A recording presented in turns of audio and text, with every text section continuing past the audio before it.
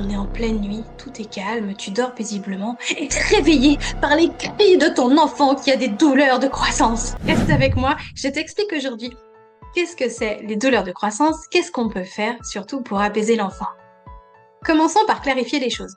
Le terme douleur de croissance, il est un petit peu trompeur parce que on s'imagine quelque chose qui s'étire, forcément, on grandit, donc on pense que ce sont les os qui font mal ou les ligaments. Or, a priori, ce serait plutôt des douleurs d'ordre musculaire et dont l'origine serait souvent la fatigue parce que les enfants, contrairement à nous, ils sautent, ils courent, ils grimpent, ils marchent pas en fait, ils sont toujours à 200 barres, donc forcément, pour les muscles, ça envoie du lourd à longueur de journée. On pense également que ça peut être aussi un problème de posture des enfants qui se tiennent pas forcément toujours bien, les pieds plats, de l'hyperlaxité, tu sais, les enfants qui sont tellement souples qu'on peut les retourner dans tous les sens. Donc, on pense un petit peu à ça, que du coup, pour compenser les mauvaises postures et tout ça, le corps est obligé de forcer un peu plus à certains endroits. On pense aussi que c'est peut-être dû à un système nerveux encore immature et que certains enfants, surtout les enfants très sensibles, ils ont des seuils de tolérance à la douleur qui est assez bas. Et on envisage également un potentiel manque de magnésium, de vitamine D ou pourquoi pas de fer. Toujours est-il que tout ça, ça réveille quand même nos enfants. Et nous, par la même occasion. Pourquoi est-ce que ça arrive la nuit? Ils peuvent pas avoir mal en journée quand on est encore bien réveillé et qu'on a encore de l'énergie. Non, c'est en fin de soirée ou la nuit que ça arrive. Parce qu'une fois qu'on est enfin détendu, une fois que le cerveau est au repos, qu'on a arrêté de le sursolliciter, eh bien c'est là que tout relâche. Et c'est là du coup que les tensions se font ressentir, c'est là que les muscles vont exprimer leur tension accumulée. Et bien souvent, au petit matin, toi, tu as des cernes de 10 km de long parce que tu as été réveillé 3 fois dans la nuit, mais les enfants, ils vont bien, ils sont frais, il n'y a pas de boitillement. Bien souvent, ils se souviennent même pas qu'ils se sont réveillés la nuit et qu'ils ont eu mal aux jambes. Donc, c'est vraiment quelque chose qui est assez fréquent quand même. Ça arrive chez les enfants entre 3 et 12 ans généralement, et donc avec une fréquence plus ou moins importante selon la sensibilité de ton enfant. Personnellement, j'ai passé un paquet de nuits à me lever jusqu'à donc 3 fois par nuit. Et quel était au départ mon premier réflexe? De donner du Doliprane. Parce que c'est la seule chose que les médecins et les pharmaciens me conseillaient. J'entendais à chaque fois cette même phrase qui me hérisse le poil. C'est une fatalité, madame. Votre enfant grandit, vous inquiétez pas, ça va finir par passer.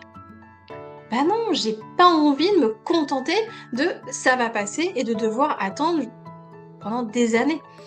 Alors, bah ouais. Au départ, je donnais donc ce sirop rose et sucré. Et en fait, très vite, je me suis aperçue que quelque chose clochait.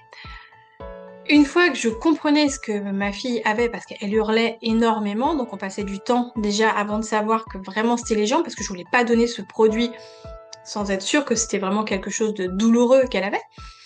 Et puis en fait, elle avait à peine avalé le produit, pouf, elle se rendormait. Je dis mais là c'est pas possible, ça n'a pas eu le temps d'être ingéré et de faire effet. Qu'est-ce qui se passe? Et là mes petits neurones ils ont connecté ensemble et ils se sont rappelé ce que j'avais appris pendant mes études d'auxiliaire de puériculture. Le sucre et son effet calmant. Effectivement, quand j'étais en maternité, quand on devait faire des petites prises de sang aux bébés, on leur donnait une petite tétine avec une solution sucrée. Le fait de téter plus le sucre, du coup, ça les apaisait. Alors, j'ai proposé à ma fille, écoute, on va changer de technique. Je pense que le médicament, c'est pas ça qui te soigne, c'est peut-être plus le côté sucré. On remplace par une cuillère de miel quand ça va pas. Elle a été OK, et au final, le résultat était à peu près la même. La seule, on va dire, différence, c'est que quand je donnais le sirop, effectivement, je me levais qu'une seule fois dans la nuit. Après, elle dormait toute la nuit. Quand j'essayais d'autres techniques, je me réveillais quand même 1 ou 2 fois après.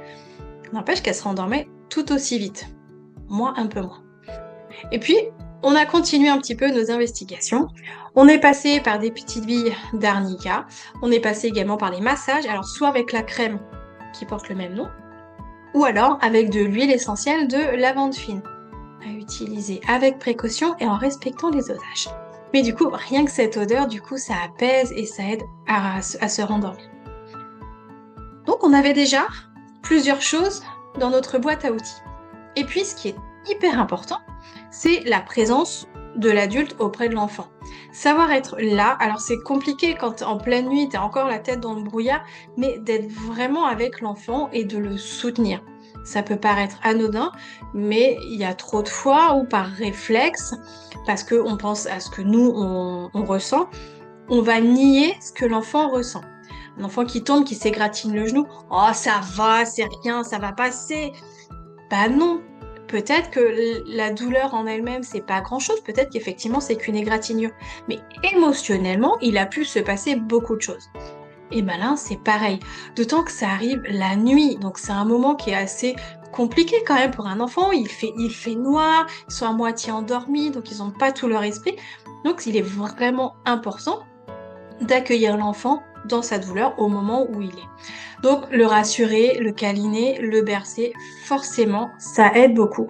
Faire comprendre à l'enfant aussi, parce que comme ils n'ont pas la notion du temps, ils s'imaginent que cette douleur qu'ils ressentent là maintenant, elle va durer toute leur vie, voire mal comme ça. Donc forcément, c'est terrorisant, c'est horrible.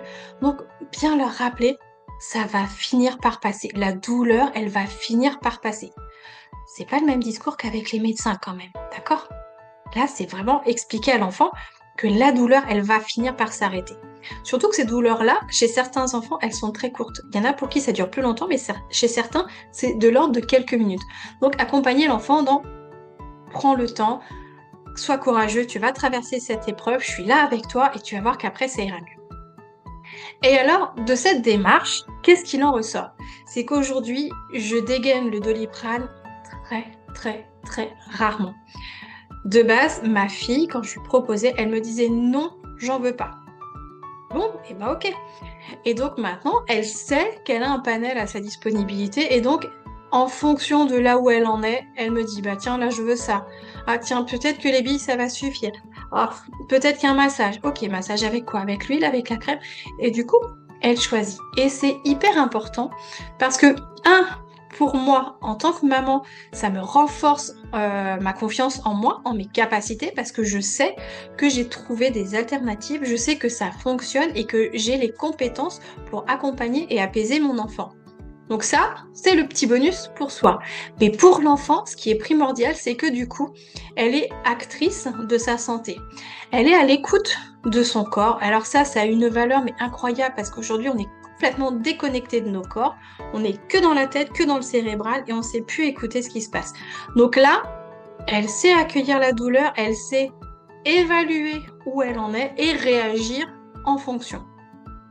Donc en termes d'autonomie, je trouve que c'est vraiment superbe pour l'enfant. Je pense que je t'ai tout dit sur les douleurs de croissance, sur le parcours que nous on a fait. Dis-moi en commentaire si toi aussi tu as le Doliprane facile, ce qu'on t'a dit quand tu en parles à tes médecins, est-ce qu'ils sont plutôt ouverts d'esprit ou est-ce qu'ils te disent voilà, c'est une fatalité ma petite dame, ça va passer. Je serais curieuse de te lire. En tout cas, prends soin de toi, prends soin de tes enfants. Tu connais YouTube, dans la description il y a des liens pour retrouver tout mon univers, tout ce qui s'y passe. En tout cas, je te dis à très bientôt. Bye bye!